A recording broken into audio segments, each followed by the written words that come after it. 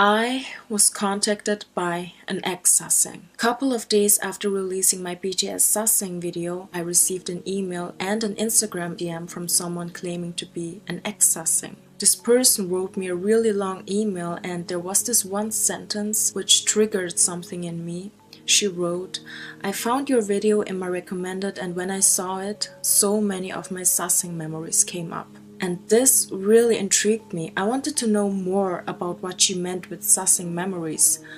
What exactly did she do? What made her ultimately stop being such a stalker? Because, you know, since she refers to herself as an ex-SASAENG, and just questions kept building up in my head, and I thought, you know what? Rather than DMing and emailing with this person back and forth, I should interview her and share her story here on my YouTube. And when I first asked her if she was interested, she was dead against it, and I told her, even though I hate what you did, I'm happy that you stopped being a SASAENG, and I will protect your privacy. I will censor your video, I will distort your voice, no one will know who you are, and of course you don't have to do it, but please think about it.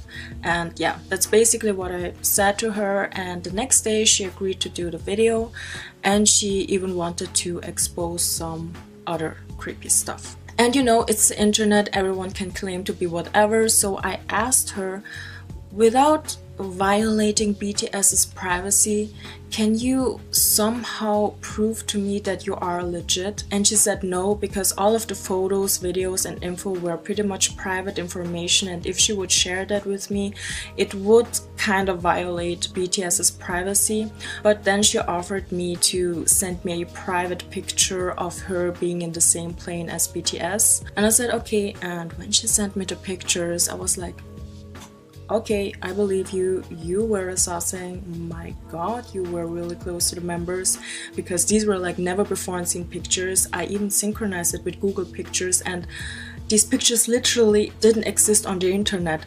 And that was it. I didn't want to see any more SASAENG material. I believed her, and we both agreed to do the interview.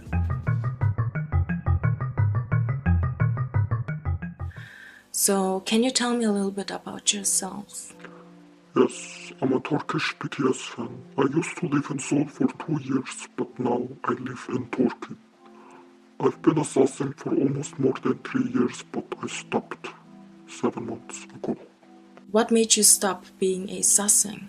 My anxiety started to interfere with my daily life in 2017, and 8 months ago, my depression was the worst it's ever been. I slowly stopped caring, I slowly stopped checking every update, I stopped messaging my SASAENG friends. I could not drag myself following their busy schedule anymore. I began to hate my life, I began to hate my future. I always knew that these SASAENG actions won't lead me to anything, but I always ignored these thoughts.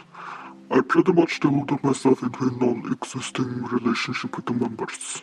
I finally stopped when I found myself being so resentful that I contemplated something so embarrassing and illegal. I don't want to reveal it here, but I will say that for some sick reason I desired revenge against the members. Oh, goddamn. Okay, when you were a SASAENG, what exactly did you do? Did you actually stalk them? Did you sell private information? Yes, we pretty much sold everything we could find. I exchanged a lot of SASAENG material with other SASAENGs as well. I bought illegal fights, I bought illegal photos, private information, private telephone numbers. The more info you have, the more you crave. And you can also sell these to other SASAENGs as well. You don't make a good living out of it, but it's good money. It's good pocket money. Contrary to popular belief, we SASAENGs are not an exclusive group. It's not hard to find us or to find leaked information. All you need is to know one trustworthy source on the subject of stalking. I did a couple of things that I'm not very proud of. The worst thing that comes to my mind is taking the same flights as BTS. What exactly happens when SASAENGs take the same flight as an idol group? Well, it depends on the size of the plane, the amount of sasaeng fans, amount of managers and security, and most importantly, the flight period. If there is enough time and the plane is under smaller size, the sasaengs have a better chance to sneak into the business or the first class to take private photos. If it's a big plane with several hundred passengers, it's much harder to look for the boys without getting caught. The reason why illegal flight information is so popular amongst sasaeng is because in that situation, the members are so vulnerable they can't escape. That's the only place where they can't escape from sasaengs. We are all trapped in the same small enclosed space for hours, and that situation makes it so attractive for sasaengs. I've been to ones where I was in the same first class as BTS, and I saw how two sasaengs always went to the toilet when one member needed to go. They acted as if they didn't know them, but it was obvious that they were sasaengs.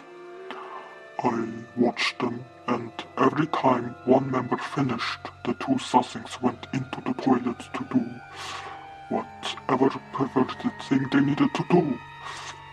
It was creepy to experience, to say the least. There were also some sasaengs from the economy class who pretended to search for the toilet in the first class. The flight attendant asked them kindly to return to the economy class, and they would answer something like that the drink cart was blocking the aisle to the rear lavatory. They frequently used that as an excuse to use the same toilet as BTS. A lot of these pictures and videos, they're private and they get rarely leaked on the internet, because if you do, you pretty much expose yourself being a sasaeng and you get targeted by other fans or sasaengs. In the worst case, you get blacklisted by the entertainment company, which means you can't go to their concerts, fan meetings, or any other events. That is fucking creepy, man. Did you ever stop and think, hey, what the fuck am I doing? Of course, I feel remorse. In 2017 and in the beginning of 2018, I kept thinking how I don't want to continue this anymore. It has been challenging for me to stop it. I am very depressed. Months and months, I couldn't eat, I couldn't sleep. The only thing I loved was this boy group. They were the reason why I woke up. Every minute of my life I thought about this boy group. Every single day I only cared about them. I couldn't stop thinking about them. I was so obsessed that I didn't care about my health. I didn't care about their health. I just wanted to be close to them. I craved to see them up close. I wanted more material on my phone. I wanted more personal material that I can take of them. In a lot of ways, they are like a drug. Once I saw them in real life, I couldn't stop myself chasing them, stalking them. Were you only a sasaeng of BTS, or did you also have other groups that you followed? No, I was only interested in BTS. I liked other K-pop groups too, but I was never as invested in them as I was for BTS. So you actually sent me a list of legitimate sasaengs on Instagram and on Twitter who sold flight information and other private stuff, but can you explain to me why is it a bad idea for me to expose them here and there on my YouTube? Yes, it's a very bad idea to expose these people to the public, because first, you are in a way encouraging your audience to look up these accounts and buy private information. Before the interview, you told me how you had quite a few subscribers commenting on your BTS video how they were sympathizing with the sasaengs and they would do the same if they could. Second, you don't have any control over who will find your video and who will go and use that information to buy illegal stuff, and there is a good chance that they could fall into that messy stalker lifestyle too. Right now, there's an abundance of fake sasaeng information going around on Twitter and Instagram. A lot of private Instagram accounts are selling fake information as well. So we talked about exposing these accounts who sell fake information, but by further inspections we both decided not to expose these either, since these accounts were following people who were real legitimate sasaengs who sold flight information, etc. And I don't want any of my followers to snoop around in the followers list and discover some real sasaengs, you know. Don't want to have anything to do with that. And I'm aware that I have quite a few subscribers who are hardcore BTS fans, and I don't want to encourage any of them to do something illegal. So what I'm gonna do is I'm going to show you all the real and fake sasaeng accounts, but I will censor the names. So if you are by any chance a delusional fan, a sasaeng, or a normal BTS fan, whatever, and you are recognizing these accounts, please report them. Report them, okay? Please. Anyway, so let's actually start with the sasaengs who sell fake information. So this is how the account looks like. Here's another screenshot. So as you can see, most of the information is censored, and to unlock it you have to pay X amount of money to see the information. And for example, here is something about Taehyung's mental state, information about Suga, like a bad information. And so this ex-sasaeng sent me these, you know, unlocked pictures as well, and she told me that she saw these fake info screenshot floating around, but most of them were proven to be wrong or basically just made up. And as you can see, this person has a lot of information about other K-pop groups as well. Here it gets a little bit spooky, because apparently these ones were all previous telephone numbers from Taehyung, J-Hope and RM, and it can't be really proven that these numbers were real, since according to that sasaeng, the members had to change their phone numbers so frequently because sasaengs wouldn't stop calling them. The problem with these accounts is that no one can 100% be sure if it's real or not, because they also have private material like these videos, which are indeed legit. And then there's this sasaeng account who spreads fake stuff, but also really real information like this or this or this.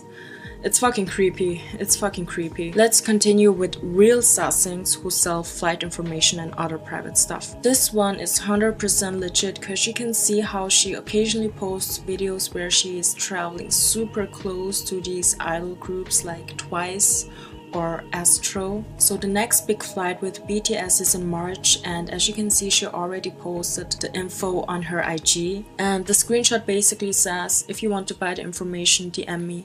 And do you see the likes? It has only 9 likes.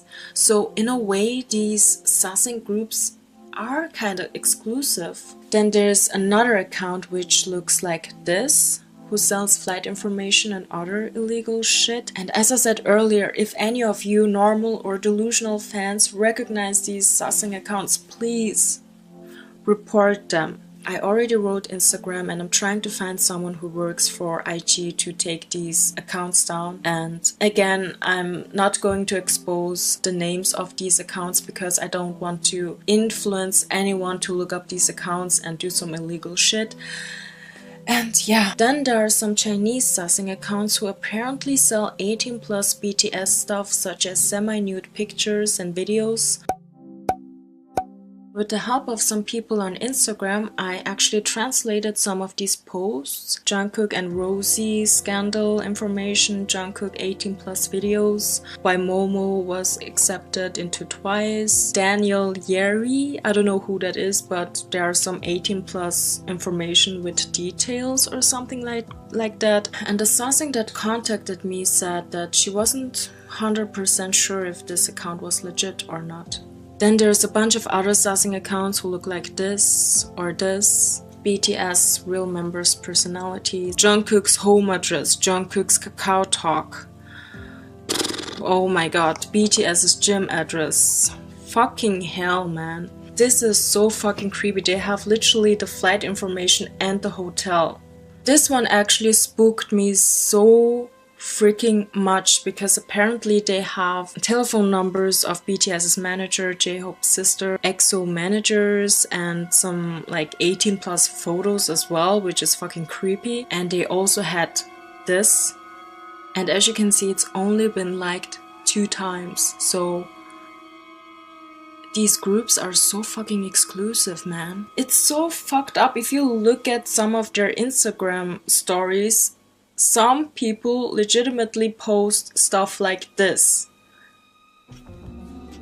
They have literally a wish list of... I'm done. I don't know what this is, but this fucking creeped me out too. There's some bunch of other shit, but what can you do? So here's the deal. Initially, when this ex-SASAENG sent me this list of potential SASAENGs, I was like, I'm gonna expose everything on my YouTube. I don't care. This is wrong, and my subscribers will take down all these accounts. They will do what's right. But after talking to her, I realized that this is actually the worst thing that I could do, because, you know, I don't know all of my 180,000 subscribers personally. I don't know if they are good or bad people. I don't know the new people who will find this video. There's definitely gonna be delusional fans who will take this info and use it to stalk BTS or other groups and make their lives even harder. So again, I hope you understand my decision. I actually already managed to take down 1 account with the help of my friends and my emails. But yeah, if I actually need more help, I will post something on my Instagram story. So yeah. Anyway, let's continue with this interview. So, how are you doing nowadays? I'm still a very dedicated fan of BTS. I realized that my past actions were very wrong, and I'm actually in therapy for 2 months now. I'm doing alright. Of course, here and there I still have old temptations, but I try to ignore them. Thank you so much for reaching out to me and for doing this interview. I really hope you can find happiness again, and I really hope that you don't relapse back to the SASAENG lifestyle. And yeah, I wish you all the best. So, thank you so much for watching. I will see you guys next week.